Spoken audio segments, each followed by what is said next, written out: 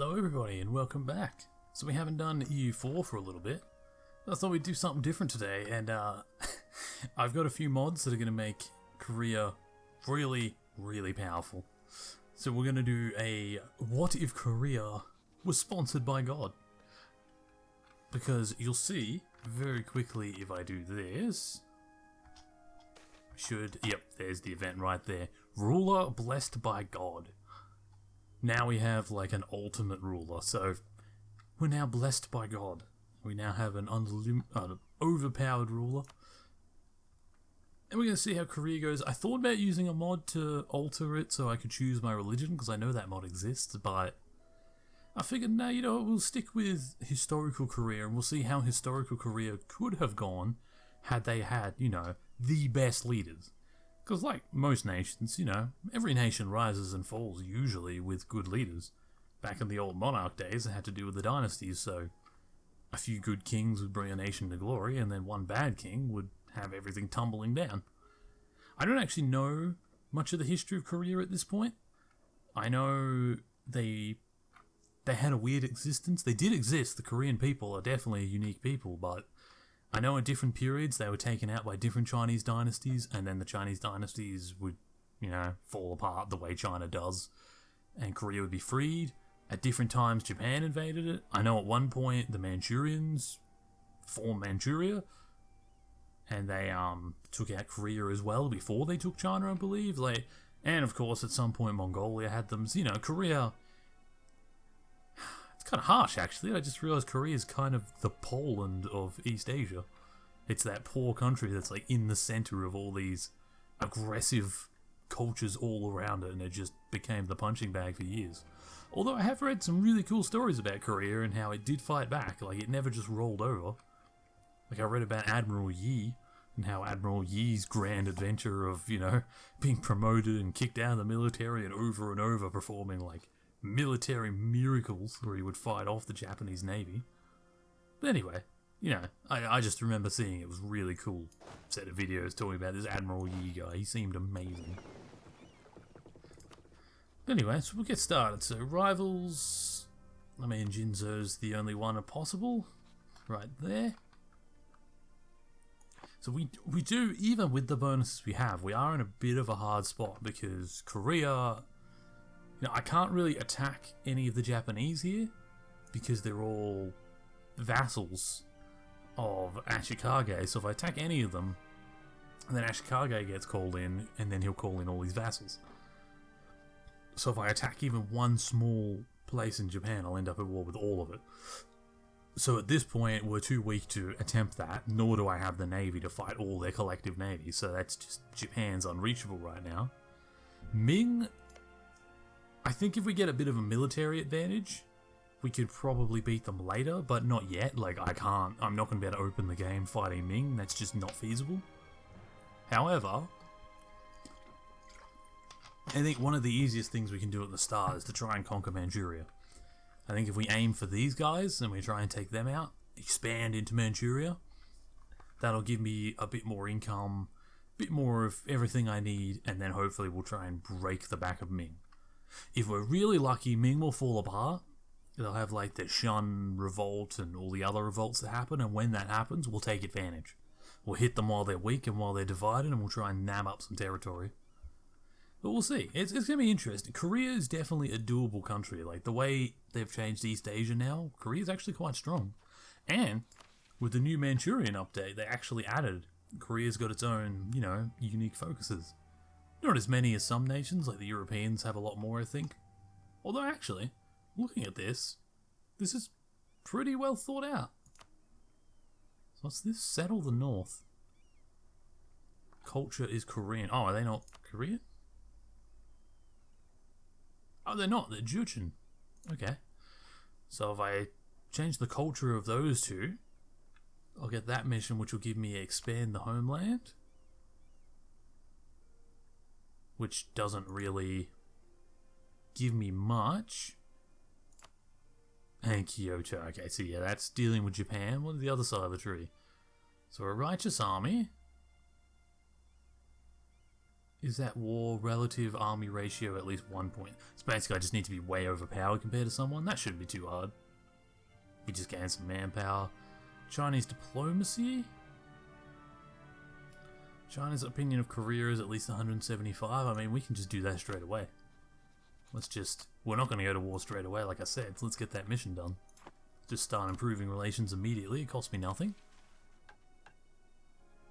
Build forces. Usually it's easier to try and get that achievement at the start of the game. So yeah, 21 or 27. We can easily spend some money and manpower. Get up to 27 in our army. And then we'll immediately complete this one. Which will give us the extra 5% morale of armies and land maintenance go down. So that's worth getting near the start. It'll slow down my expansion a little bit, but in the long term it'll be better to have that bonus. And then what? We need more discipline. And then fire the Huachars. Multiple rocket develop. Like, I know what a Huachar is, but when was it invented historically? 15th century? Holy shit. That's way earlier than I thought Huachars were a thing. I would have said like 1700s, but I suppose by then it was probably a part of Japan or China, I'm not sure. No, I think Japan invaded Korea again. It was before the Russo-Japanese War, so it was like early 1800s. Yeah, it would have been early 1800s because the Russo-Japanese War was like 1890s, I think. So about this, so we got access Mount Pektu. Okay, so it wants me to fight Jinzhou and then seize the borderlands, which is just more of Jinzhou and a bit of China. Okay. And prospering economy. Have at least 250 ducats. I mean, that's not too bad, really. Okay. Well, this is doable. There's lots of cool missions here. So, you know, Korea, it's not as filled out as some nations, like UK and stuff, but Korea's not bad.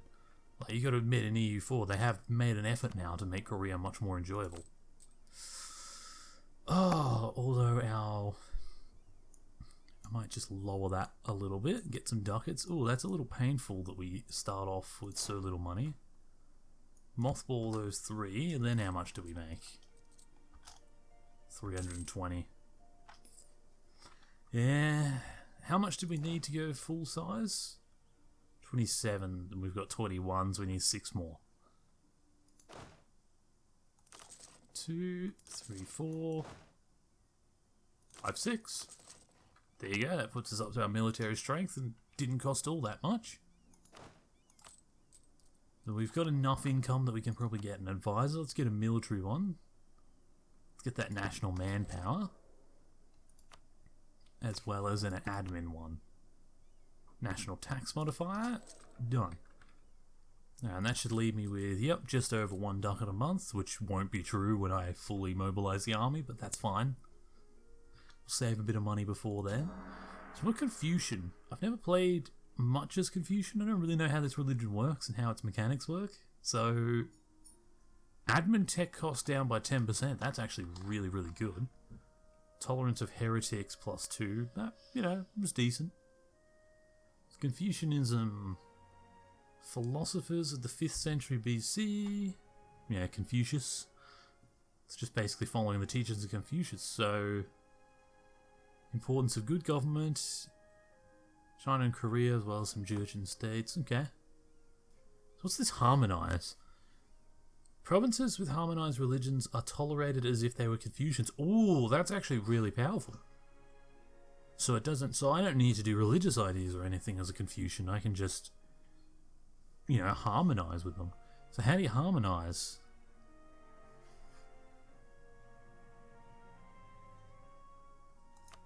Harmonise. Okay, I don't really know how that works, but we'll definitely experiment with that later. I love Catholic as heathens. Okay, let's see. So Confucians, you know, obviously all of China, or most of China. And then there's Shinto. They're animist. And then we've also got lots of Tengri, which makes sense, because we got the steep lands, you know.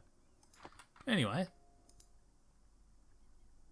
Culturally, Korean, Jurchen. Okay. Yep, no, let's get started. Oh, actually, before we do go too far, we have another merchant. So where's our other merchant right now? Available merchant is transferring trade. Oh, he's transferring from here to here. I suppose we'll collect from there just to get our extra ducat. Nearly 2 ducats. It's not too bad. Could be better, but it's not too bad. From the Nippon trade node. Alright, let's get going. So there you go, we've recruited all our men, so mission complete. 5% extra military morale, which will come in handy when we go to war, of course. Ming have decided to change the demand of tribute by the end of the year. They will demand administrative power. Oh, don't take my admin power, I need that. That's right, because we start off as a tributary of Ming, which is good, actually, because at any point we can stop being a tribute and just declare war on them. But for now, it also means they won't interfere in my wars and they won't come after me, because I'm a tribute, which sort of allows me to expand fairly freely without having to really worry about them too much. Which, in East Asia, is a big boon not having to worry about Ming. Yeah, let's just let that money build up a bit. Influenza, quarantine the port. I don't know what I'm going to do as far as ideas go. You know, like, I'll probably take the... What do you call it? Oh, god damn it, deny aid, that's another 50 admin. Yeah, I'll probably take innovative first, just because we are so far away from Europe that having institutions spread to us is going to be a bit of a problem, because most institutions are going to spawn in Europe, and we're about as far from Europe as you can get in the main Eurasian continent, so having the institution spread and the tech boost will be very beneficial to keep me, you know, competitive with the Europeans, because that is going to be a problem later, is being competitive with them. Political capital. I'll take a stability. Always take stability in the early game until you can get at least +2. +3 is better, but +2 at least. It stops your country falling apart when the small things happen. Yeah, I don't like that they're charging me all my admin. It really sucks. It's going to slow down my tech growth and my expansion. What I want to do is not go to war until we have Tech 4 and Mill. And preferably Tech 4 and everything, but we'll see. So do I need... Yeah, I'll need to get a war goal, although in saying that, we already have a truce. Do they have much of a navy over here? Oh yeah, they're also allied with people. That's a point. Alliances. Yeren. So these guys are allied with Yeren. Hakushi, which is a problem in Korochan, yeah. Okay. Also as Korea, I could probably go and try and be a colonizer as well, and I could try and nab up like some of these islands, a bit of the Philippines, maybe a bit of Indonesia. Over time, of course, not yet. If I do it right now, it'll destroy me. Maintain diplomat.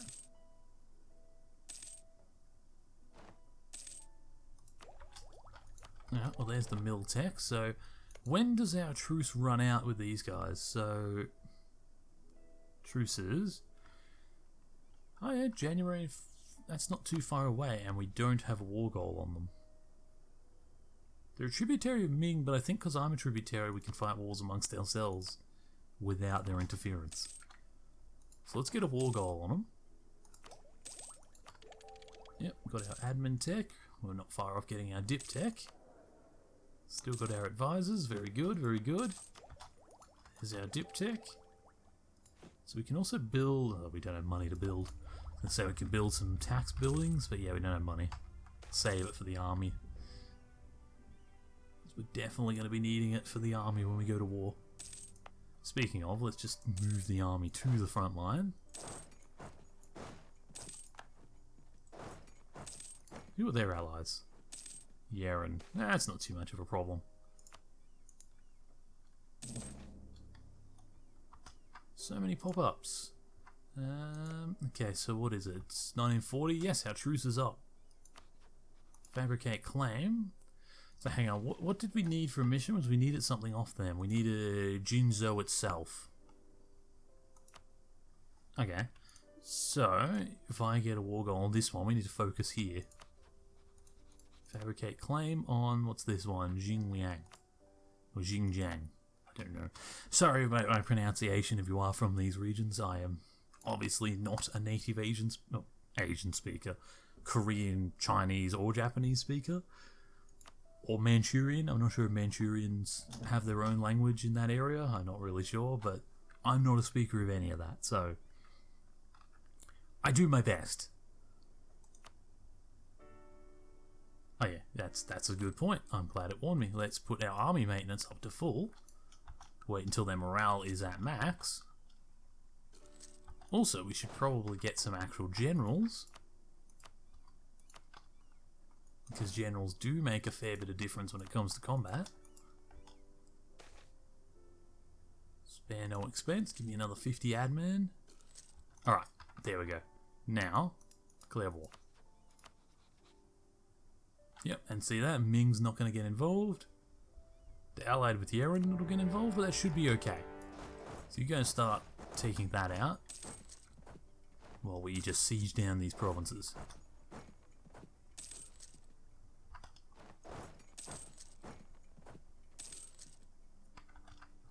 Yeah, we need to also not allow them to take our provinces, if at all possible. There we go. We beat them in the first battle. That almost confirms that we win the war, and yes, unless Yeren is far more powerful than I currently think they are. We'll move around this way and besiege that. He's going to continue to work on that fort. I'd appreciate it if you took that fort. There you go. Yeah, attack those guys while we go here. Now, does Yeren have a coastline? That is a coastline, which means potentially we might actually be able to take some territory off them. So maybe it is worth marching up and taking some of their land.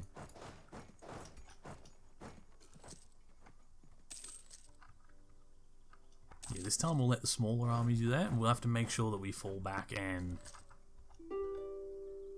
help our people fight. Although we lost both battles, that's really bad. Do we have more men still? Yes, we do have more men, so let our armies recover and then we'll move up again.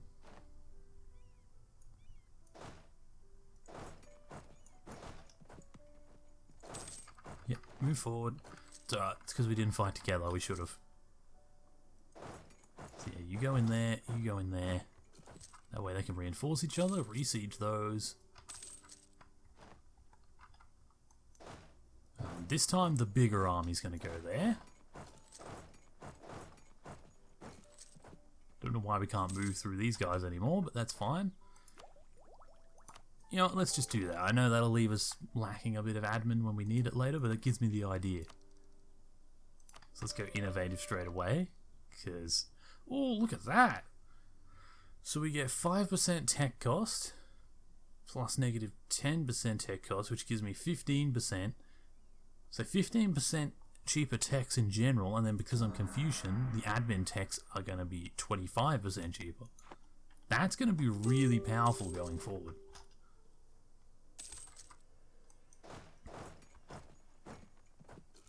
Yeah, like that's going to be really, really useful. Make sure we get that province, because that's the coastline that we need if we want to actually take territory in the future. I don't know if we can in this war or not, but if not, we'll just make them pay us as much money as they have and tribute.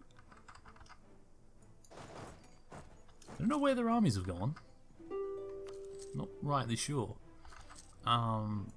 Still, yeah, it still says they have 8,000 men between them. I mean, it doesn't matter. Alright, let's go Yeren first. Can we? No, it's too far away, damn it. I had a feeling that'd be the case. I could make them just a straight out vassal and then they'll help me in all wars. Yeah, I think I'll do that. Also, give me 2 ducats. Just because I'm petty. Having a vassal of my own definitely will help.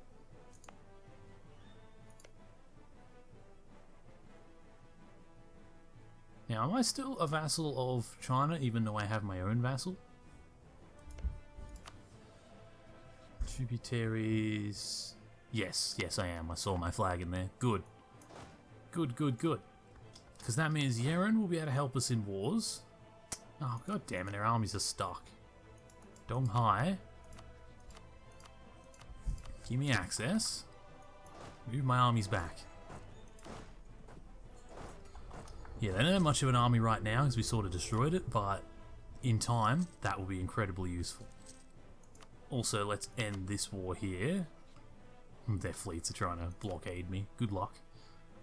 So we needed this province to complete that mission, and then I want this one for the coastline. And honestly, I can just afford to take it all, so I'll just take it all, along with all their delegates. In that case, you can sit there in that fort to try and keep some unrest down while we start suppressing them into Korea.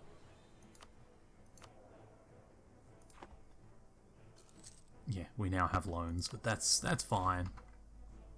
Taking loans was kind of expected. Let's mothball the forts. Overextension's at 70%. Yeah, can't be helped. New tech, Mil Tech 5. That'll keep me going.